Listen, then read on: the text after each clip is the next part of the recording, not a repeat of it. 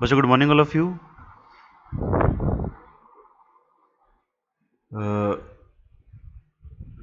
Idioms and phrases की Nostrum 4 तक अपने पहले सॉल्व कर चुके हैं। नोस्ट्रम 5 को स्टार्ट करते हैं। तो जो बच्चे हमारे इस यूट्यूब चैनल पे फर्स्ट टाइम विजिट कर रहे हैं वो बच्चे ध्यान दें कि ईडियम्स एंड फ्रेजेस की 4 नोस्ट्रम पहले सॉल्व हो चुकी हैं। इसके अंदर सबसे पहले अपने क्या करते हैं, 10 ईडियम्स को समझते हैं थ्रू द डायग्राम, और उसके बाद में उस पर प्रैक्टिस सेशन भी करते हैं, यानी साथ ही साथ सेम वीडियो के अंदर 10 क्वेश्चन को अपने सॉल्व करेंगे और MCQ बेस्ड क्वेश्चन होंगे वो। और ईडियम्स एंड फ्रेजेस के अंदर नोस्ट्रम का मतलब ये है कि एक नोस्ट्रम के अंदर अपने 10 क्वेश्चन सॉल्व करने वाले हैं। 10 क्वेश्चन पहले सॉल्व करेंगे, फिर उसकी प्रैक्टिस शीट भी सॉल्व करेंगे। तो बच्चों आज का video idioms and phrases Nostrum 5 पे स्टार्ट करने से पहले चैनल को सब्सक्राइब करना ना भूलें, बेल आइकन को क्लिक करें ताकि नोटिफिकेशन आपको मिलता रहे, और शेयर करना बिल्कुल भी ना भूलें, लाइक करते रहे वीडियो को। तो पहला जो अपना क्वेश्चन है आज का ईडियम्स एंड फ्रेजेस पे आपके सामने है स्क्रीन पे। All thumbs, all thumbs, all thumbs. बच्चों इसका मीनिंग चेक करते हैं क्या होता है। देखो भाई, ऑल थम्स यानी कि क्लमसी, ऑल थम्स यानी कि क्लमसी, ऑल थम्स यानी कि क्लमसी, गोची, स्किललेस। ऐसा इंसान जो क्लमसी है, गोची है, स्किललेस है, मतलब निपुण नहीं है किसी काम में, दक्ष नहीं है, तो स्किललेस है वो, उसके अंदर किसी काम का कोई स्किल नहीं है। All thumbs you can say that awkward and clumsy. Awkward यानी कि बिल्कुल अजीब सा है, बेढंगा सा है, बेडोल सा है, या फिर क्लमसी है स्पेशली विद वंस हैंड्स, यानी कि अपने काम में किसी भी काम के अंदर उसके अंदर परफेक्शन नहीं है। कोई भी काम ले लो उसके अंदर परफेक्शन नहीं है। तो पुअर स्पेलर इन टेक्स्ट रेस्पॉन्सेस, जैसे पुअर स्पेलर जिसकी स्पेलिंग अच्छी नहीं है वो टेक्स्ट कैसा रिस्पॉन्स करेगा ना, तो इस हिसाब से बेटा। क्वेश्चन नंबर 2 की तरफ मूव करते हैं। क्वेश्चन नंबर जो अपना 2 है उसको देखिए। वोट विद वंस फीट, यानी कि डिसएग्री होना, डिसअप्रूव होना। सीधी सीधी बात समझ में आ रही है कि भी अपने पैर से वोट करना। अपने पैर से वोट करना मीन्स किसी बात से डिसएग्री हो रही है, डिसअप्रूवल दिया जा रहा है उसे, डिसअप्रूव करना। इडियम ऑफ द डे, जैसे vote with your feet means if you vote with your feet you show your opinion of something by acting in a certain way such as buying something if you like it or don't. तो मतलब वही है कि किसी चीज़ को अपने disagree कर रहे हैं, डिसअप्रूव कर रहे हैं, तो वोट विद वंस फीट। तो सिंपल सा है, किसी चीज़ को डिसअप्रूवल देना, क्लियर ना करना। क्वेश्चन नंबर 3 की तरफ मूव करें बच्चों। क्वेश्चन नंबर जो अपना 3 है वो है arm chair critic. Arm chair critic means who gives advice based on theory not practical. Arm chair critic वो होते हैं जो प्रैक्टिकली उन्हें कोई नॉलेज नहीं है, लेकिन जो थ्योरी है उसके बेस पे वो कुछ ना कुछ क्या देते हैं, एडवाइस दे देते हैं, ज्ञान बांट देते हैं। और इंडिया के अंदर फ्री की एडवाइस मिलना बहुत ईजी है, फ्री की एडवाइस आपको मिलती रहेगी। तो आपके रिलेटिव, आपके फ्रेंड्स, आपका सर्किल, आपके नेबर आपको कोई ना कोई डिसीजन, कोई ना कोई एडवाइस देते रहते हैं। तो वो प्रैक्टिकली उनके खुद के पास में तो एग्जाम्पल है नहीं, सुनी सुनाई बातें, या थ्योरी की बेस पे आपको एडवाइस देते रहते हैं, बेटा ये कर लो, बेटा वो कर लो, इस एग्जाम की तैयारी कर लो, उस एग्जाम की तैयारी कर लो। तो a person who offers comments और क्रिटिसिज्म ऑन अ सब्जेक्ट, तो आपको क्रिटिसाइज किया जा रहा है, कमेंट किए जा रहे हैं यहाँ पे ना, विच ही और शी हैज़ लिटिल और नो प्रैक्टिकल नॉलेज, यानी कि उनके पास खुद के पास में तो नॉलेज लिटिल है, ना के बराबर है, या प्रैक्टिकल नॉलेज है ही नहीं उनके पास में, और ना ही उनका कोई एक्सपीरियंस उनके पास में। तो जैसे अब ये बड़ी ही अच्छी बात है कि the country needs more problem solver not arm chair critic. तो कंट्री को जो नीड्स है वो प्रॉब्लम सॉल्वर्स की जरूरत है, कि अपनी कंट्री को बहुत ज़्यादा जरूरत है कि प्रॉब्लम सॉल्व करने वाले ऐसे व्यक्ति की जरूरत नहीं है जो आर्म चेयर क्रिटिक हैं, यानी कि जो सिर्फ थ्योरी की बेस पे अपने को डिसीजन सुनाएं या प्रॉब्लम को सॉल्व करने की कोशिश करें। क्वेश्चन नंबर 4 की तरफ मूव करते हैं भाई।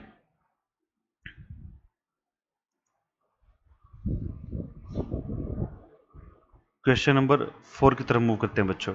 क्वेश्चन नंबर 4, तो क्वेश्चन नंबर जो अपना 4 है उसको देखें।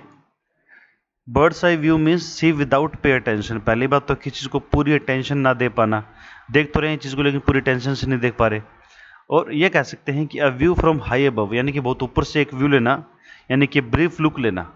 तो जैसे बर्ड है ऊपर से देखिएगा तो उसको कैसा दिखाई देगा, बस एकदम शॉर्ट सा व्यू, एक ब्रीफ सा व्यू, यानी कि पूरी अटेंशन नहीं दे सकते उस पर। तो अगर किसी चीज़ को पूरी अटेंशन के साथ में, पूरी डिटेल के साथ में देखना है तो अपने को वहाँ पे क्या करना पड़ेगा, नज़दीक जाना पड़ेगा। तो ये है बर्ड्स आई व्यू, यानी कि बहुत ऊपर से। तो कह सकते हैं बिफोर द प्लेन लैंडेड, अब जैसे प्लेन है वो लैंड हो रहा है तो पेरिस में, तो he had a bird's eye view of the city. तो we had a bird's eye view of the city, city का उन्होंने क्या लिया, ऊपर से एक व्यू लिया। तो बर्ड आई व्यू मीन्स का मतलब होता है एक ऊपर से ब्रीफ में किस चीज़ का लुक लेना, यानी कि उस पर ब्रीफ नज़र डालना एक। तो पूरी डिटेल में नहीं देख सकते उन चीज़ को। तो यहाँ पे कह सकते हैं when you have a bird's eye view you are high up and you are looking down at something. जब आप बर्ड्स आई व्यू देखते हैं तो आपका क्या होता है कि भैया बहुत ऊपर होते हैं, and looking down at something, किस चीज़ के ऊपर, ऊपर से मतलब नीचे आप देख रहे हो। तो ये है क्वेश्चन नंबर 4। चलते हैं क्वेश्चन नंबर 5 की तरफ। बच्चों 10 इडियम्स को ढंग से समझते रहना, क्योंकि इसके बाद में अपने इसके 10 क्वेश्चन यानी कि practice sheet MCQ question previous में आए हुए क्वेश्चन अपने सॉल्व करेंगे। और जिन बच्चों ने इस वीडियो को अभी तक, इस चैनल को अभी तक सब्सक्राइब नहीं किया है, तो चैनल को सब्सक्राइब जरूर करें और बेल आइकन को क्लिक करते रहें, ताकि आपको जो भी वीडियो मैं अपलोड करता हूँ आपको नोटिफिकेशन मिलता रहेगा। 5 नंबर अपना जो है वो है क्लीन हैंड्स, क्लीन हैंड्स। तो क्लीन हैंड्स जो है वो है इनोसेंट नॉट फॉल्टी, यानी कि क्लीन से साफ साफ पता लग रहा है कि जिसकी कोई गलती नहीं है, इनोसेंट है नॉट फॉल्टी। ये डायग्राम से समझ में आ रहा होगा कि बिल्कुल इनोसेंट है, बरी कर दिया गया, उससे कोई गलती नहीं है। क्लीन हैंड्स है वो केस से बिल्कुल उसे हटा दिया गया है, बरी कर दिया गया है, बाइज्जत बरी कर दिया गया है। तो इनोसेंट नॉट फॉल्टी यानी कि कोई गलती नहीं है, क्लीन हैंडेड है वो। क्वेश्चन नंबर 6 की तरफ मूव करें। Question number 6। तो जो क्वेश्चन नंबर जो अपना 6 है वो ये है कि have a finger in every pie. अब डायग्राम से देख के पता लग रहा होगा have a finger in every pie means to be involve in different activities, यानी कि हर काम के अंदर टांग अड़े रहना, यानी कि बहुत सारे काम करना, बहुत सारे बिजनेस करके रखना, बहुत सारी एक्टिविटीज़, बहुत सारे बिजनेसेस करके रखना। जैसे टू बी इन्वॉल्व इन और have influence over a lot of different activities और एंटरप्राइजेज। एंटरप्राइज मतलब वो बिजनेस है, बहुत सारे बिजनेस में बहुत सारे एक्टिविटीज़ के अंदर अपने जड़ें फैला के रखना। तो कह सकते हैं she has a finger in every pie, painting, acting, karate, cooking, fitness and poetry. तो उसकी जो बहुत सारे उसने क्या कर रखे हैं इन्वॉल्व वो डिफरेंट एक्टिविटीज़ के अंदर, जैसे वो पेंटिंग कर लेती है, एक्टिंग कर लेती है, कराटे कर लेती है, कुकिंग कर लेती है, फिटनेस है, पोइट्री है, जो भी है। तो अलग अलग काम कर लेना एक ही टाइम के अंदर, बहुत सारे काम छेड़ रखे हैं ताकि इधर से भी पैसा आता रहे एक्टिवली और पैसिवली। तो बहुत सारे डिपार्टमेंट के अंदर टांग अड़ा के रखना अपनी। He was a successful businessman who had a finger in nearly every pie. वो एक सक्सेसफुल बिजनेसमैन है क्योंकि उसकी जो एवरी पाई में, एवरी फिंगर इन एवरी पाई यानी कि हर काम को उसने छेड़ रखा है, काफ़ी सारे काम कर रखे हैं। जैसे टाटा बिरला की बात करें तो उसके बहुत सारे ब्रांचेज है, बहुत सारे काम है, हर सेक्टर के अंदर उन्होंने अपने बिजनेस को फैला रखा है। तो have a finger in every pi. Question number 7 की तरफ मूव करते हैं। क्वेश्चन नंबर जो अपना 7 है वो ये है कि फीट ऑफ क्ले। तो जो फीट ऑफ क्ले को समझना भाई, जब कोई आदमी बहुत बड़ा बन जाता है, रिस्पेक्टेड हो जाता है, पावरफुल हो जाता है, तो उसकी कुछ ना कुछ तो कमियां होती हैं। क्योंकि कहते हैं ना जैसे जैसे इंसान बड़ा होगा कुछ ना कुछ उसके अंदर एटीट्यूड भी आएगा, कुछ ना कुछ नेगेटिविटी भी जरूर आएगी।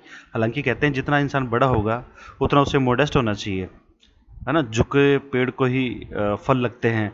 तो वो बात है कि फिट ऑफ क्ले का मतलब होता है फ्ली फ्रॉम रिस्पॉन्सिबिलिटीज़, अपनी जो छोटी मोटी जिम्मेदारियां हैं उससे एक तो भागना, या फिर हिडन और अनएक्सपेक्टेड फॉल्ट, एक छिपा हुआ या फिर जिससे उम्मीद ही नहीं थी ऐसा फॉल्ट या ऐसी वीकनेस ऐसे इंसान के अंदर अंदर होना जो रिस्पेक्टेड है और पावरफुल पर्सन है। तो पावरफुल और रिस्पेक्टेड पर्सन जो होते हैं उनके अंदर कोई फॉल्ट या वीकनेस होना जो कि छुपी हुई है और अनएक्सपेक्टेड है, ये उम्मीद ही नहीं कर सकते कि वो ऐसी गलतियां कर सकता है, कोई भी कांड कर सकता है वो। तो उसके रिगार्डिंग अपने feet of clay idiom use करते हैं। जैसे इस डायग्राम के थ्रू देखें, to have feet of clay is to have some basic weakness or fault. This idiom is often applied to someone who is admired or is of high repute but who is discovered to be weak of character or flawed in some way. तो यानी यहाँ पे वही समझाया गया है कि ये इडियम उस पर अप्लाई किया जाता है जो इंसान काफ़ी रेप्यूटेड है, पावरफुल है, पैसे वाला है, और उसके अंदर कोई ना कोई छोटी मोटी कमी जरूर मिलेगी आपको, है ना, वीकनेस मिलेगी। और वो क्या करता है इन वीकनेस से भागने की कोशिश करता है, कि यानी कि वो प्रिटेंड नहीं करता, दिखाता नहीं है, बताता नहीं है, किसी को छुपा के रखता है। तो सम वे से वो क्या करता है फ्लोड यानी कि फ्ली, भागता है। फ्ली की सेकंड फॉर्म है ये फ्लोड। तो ईडीएम बिल्कुल सिंपल है, किसी अमीर आदमी के लिए, किसी बड़े आदमी के लिए ईडीएम यूज़ किया जाएगा जिसके अंदर कोई कमी है, कोई गलती है उसने छुपा रखी है, रिवील नहीं करेगा वो, और अपनी उस प्रॉब्लम को लेके वहाँ से वो भागने की कोशिश करेगा। तो क्वेश्चन नंबर 8 की तरफ मूव करते हैं बच्चों। बच्चों क्वेश्चन नंबर जो 8 है वो है ड्रैग वंस फीट मीन्स स्लोथफुल और रिलेक्टेंट अनविलिंग टू एक्ट, यानी कि अनिच्छा, बिना इच्छा के किसी काम को करना, यानी कि रिलेक्टेंट यानी कि स्लोथफुल यानी कि बिल्कुल सुस्ती में, बिल्कुल ढीलेपन से, बिल्कुल लूज होके, या बिना इच्छा के, या unwillingly to act, drag one's feet. तो यानी किसी काम को या तो उसमें क्या करेगा, वो डिले करेगा, या प्रोक्रास्टिनेट करेगा, या फिर पोस्टपोन करेगा एक्शन को, यानी टालने की कोशिश करेगा, पुट ऑफ डूइंग समथिंग, है ना, उस काम को क्या करेगा, पुट ऑफ करेगा, यानी स्थगित करने की कोशिश करेगा, इसको टालने की कोशिश करेगा, डिले करने की कोशिश करेगा। तो ड्रैग वंस फीट इडियम है जो इसका मीन होता है कि भाई किसी भी काम को अनविलिंगली करने की कोशिश करना, या फिर उसको डिले करना, या उसको टालने से की कोशिश करना, या उससे बचने की कोशिश करना। क्वेश्चन नंबर जो अपना 9 है, 9 को देखते हैं भाई। Led or lead by the nose. अब led lead by the nose means delegated by someone, किसी और के इशारों पे, किसी और के अंडर द गाइडेंस चलना, किसी के निर्देशन में, किसी के मार्गदर्शन में चलना। अब जैसे इस किसान ने इस गधे को नाक से पकड़ रखा है, तो उसको वो नाक से क्या कर रहा है, लीड कर रहा है, नाक के पास में वो बेल्ट से बांध रखी है, उससे उसको वो लीड कर रहा है। लीड कर रहा है मतलब रास्ता दिखा रहा है, उसे गाइड कर रहा है कि ये करना है, वो करना है। तो किसी को अपने गाइडेंस में, अपने नेतृत्व में, अपने निर्देशन में सबॉर्डिनेट करके चलना, यानी कि उसको काम देना कि तो ये कर, वो कर। तो जैसे कई बार कई घरों में क्या होता है भाई, कई हस्बैंड है जो अपनी वाइफ के इशारों पे जोर को गुलाम होना उस तरीके से चल रहे हैं।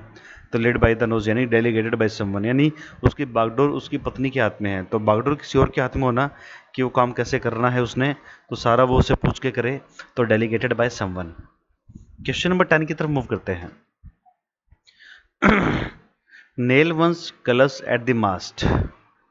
Nail one's colour at the mast means to state one's opinion clearly, अपने ओपिनियन को क्लियरली एक्सपोज करना, या सामने करना, या व्यक्त करना, या एक्सप्लेन कर देना। तो कह सकते हो to publicly state your opinions about subject. तो किसी भी चीज़ के बारे में आप पब्लिकली अपने ओपिनियन को रख पा रहे हो, किसी चीज़ को ओपनली व्यक्त कर देना। तो nobody knows which way he is going to vote, कोई नहीं जानता कि अपना वोट किसको डालने जा रहा है, बिकॉज ही हैज़ सो फार, वो चीज़ बहुत दूर है, रिफ्यूज़ कर चुका है to nail his colours to the mast, यानी कि वो चीज़ को रिवील कर देगा किसी को।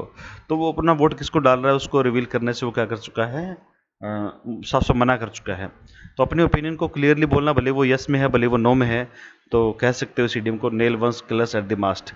तो बच्चे 10 इडियम समझने के बाद में इसके जो क्वेश्चन है उसकी बारी आती है। तो इडियम्स एंड फ्रेजेस की नोस्टम नंबर 5, जिसके अंदर हमने 10 क्वेश्चन अपने पढ़ लिए हैं, इसकी प्रैक्टिस अपने सॉल्व करने वाले हैं। और जिन बच्चों ने चैनल को अभी तक सब्सक्राइब नहीं किया है, सब्सक्राइब करें, बेल आइकन को क्लिक करें ताकि नोटिफिकेशन आपको मिलता रहे, और वीडियो को लाइक करना, शेयर करना बिल्कुल ना भूलें भाई। तो स्टार्ट करते हैं इडियम्स फ्रेजेस नोस्टम 5 की अपनी क्वेश्चन की जो सीरीज़ है, यानी कि एमसीक्यू ऑब्जेक्टिव टाइप बेस्ड उसको। और बच्चों जिन्होंने इस चैनल पे पहली बार विजिट किया है, जरूर पहले इससे पहले वाली जो वीडियोस हैं ईडीएम की, उसको बिल्कुल जरूर विजिट करें और उसको पढ़ें, समझें। 4 नोस्ट्रम ईडीएम की 4 नोस्ट्रम मैं पहले सॉल्व करा चुका हूँ। प्रत्येक नोस्ट्रम के अंदर मैंने 10 क्वेश्चन सॉल्व करते हैं। पहले मैं 10 क्वेश्चन समझाता हूँ, फिर उन्हीं को ऑब्जेक्टिव टाइप क्वेश्चन जो अपने प्रीवियस में आ चुके हैं उन पे प्रैक्टिस करवाता हूँ। तो अपने प्रैक्टिस का टाइम आ गया है, करते हैं इसकी प्रैक्टिस। पहला क्वेश्चन अपने सामने है कि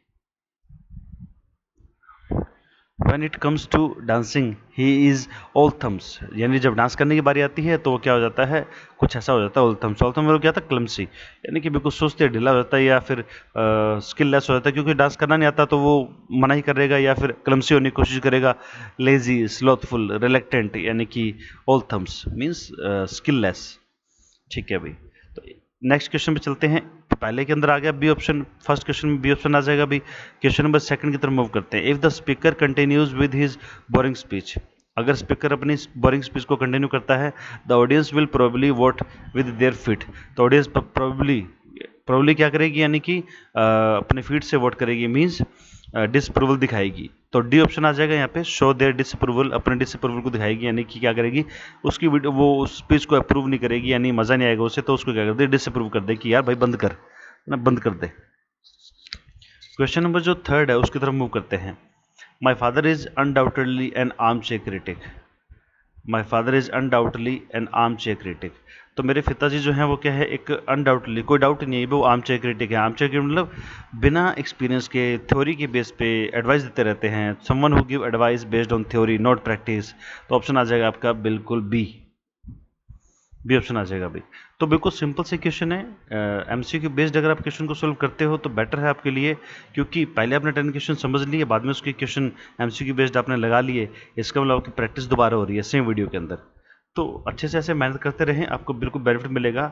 और इस चीज़ का मेरा बिल्कुल प्रॉमिस आपसे कि इससे बाहर ईडियम्स नहीं आने वाले, क्योंकि मैंने 300 ईडियम की सीरीज उठाई है। ये एक नोस्टम के अंदर 10 क्वेश्चन, तो टोटल 30 नोस्टम है 30, तो टोटल अपने नियर अबाउट 300 ईडियम पढ़ने वाले हैं। और 300 ईडियम जो है अपने मोस्ट इंपॉर्टेंट है, मैक्सिमम एग्जाम्स के अंदर रिवाइज हुए हैं, बार बार रिपीट हुए हैं, और इसीलिए मैंने इनको उठाया है, क्योंकि इनसे बाहर नहीं आएगा। क्योंकि जो 300 ईडियम है ये बार बार रिपीट हो चुके हैं, बार बार।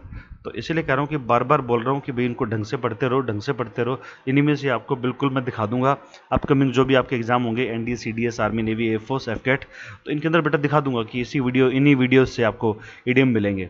I promise that, I promise, है ना। और मैं भी यही हूँ, आप भी यही हैं। चलते हैं अगले क्वेश्चन की तरफ।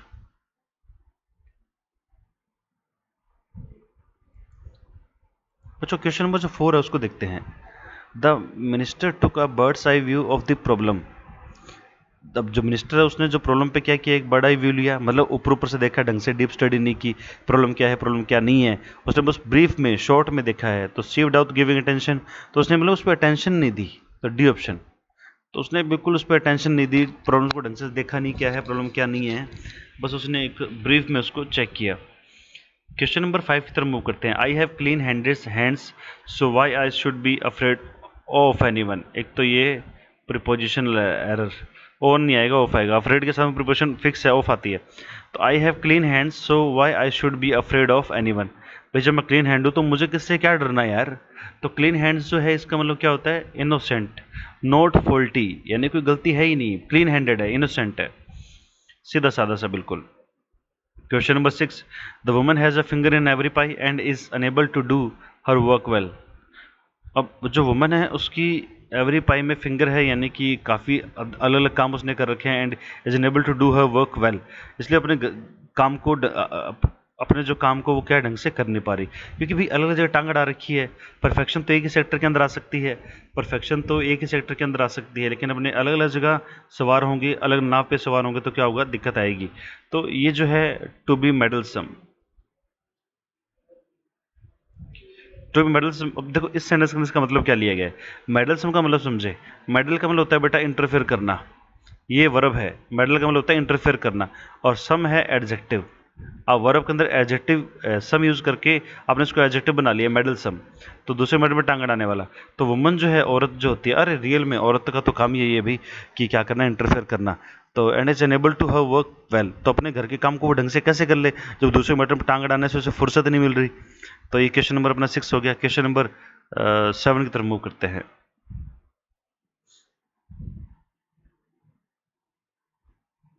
क्वेश्चन नंबर 7 देखिए भी, many would be leaders have feet of clay. अब जो वुड बी लीडर्स यानी जो होने वाले नेता होते हैं, जो नेता बनते हैं, वो फीट ऑफ क्ले होते हैं, यानी कि उनके अंदर